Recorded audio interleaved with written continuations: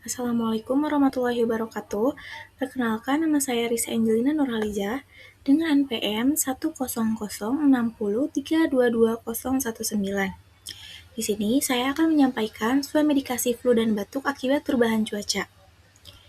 Flu dan batuk ini merupakan keluhan yang sering kali muncul saat terjadi perubahan cuaca. Kemudian, kondisi ini sering dianggap ringan, padahal dapat mengganggu aktivitas sehari-hari. Selanjutnya ada gejala flu dan batuk.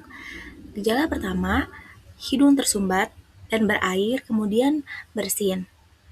Terjadinya batuk kering atau batuk berdahak, tenggorokan terasa tidak nyaman, kemudian badan lemas dan sakit kepala. Selanjutnya ada penyebabnya. Pertama, perubahan suhu mendadak, kemudian ada paparan hujan dan angin. Ketiga, ada daya tahan tubuh menurun, kemudian lingkungan lembab mendukung perkembangan virus.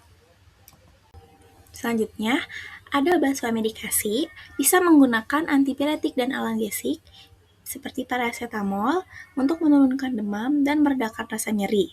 Kemudian ada antihistamin untuk meredakan bersin dan pilek.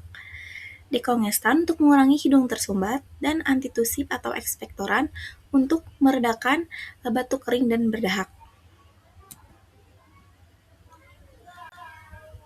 Selanjutnya, kita harus tahu aturan dan prinsip penggunaan obat. Pertama, boleh dibaca aturan pakai dan komposisi obat, kemudian jangan mengonsumsi obat dengan kandungan yang sama secara bersamaan.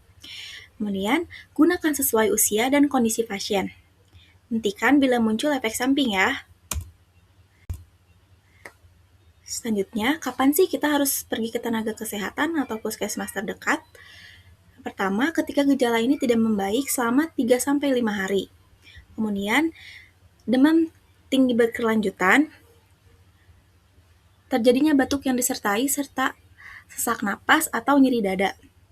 Kemudian terjadinya flu batuk pada anak kecil, lansia, atau ibu hamil. Selanjutnya ada kesimpulan. Flu dan batuk ini diakibatkan oleh cuaca yang dapat ditangani dengan sesuai medikasi. Kemudian langkah kedua, dilakukan pemilihan obat harus tepat, aman, dan rasional. Ketiga, ada sesuai medikasi tidak dapat menggantikan pemeriksaan medis, tetapi bisa menggunakan obat dengan bijak untuk kualitas hidup yang lebih baik. Mungkin cukup sekian dari saya. Mohon maaf bila ada kekurangan. Wassalamualaikum warahmatullahi wabarakatuh.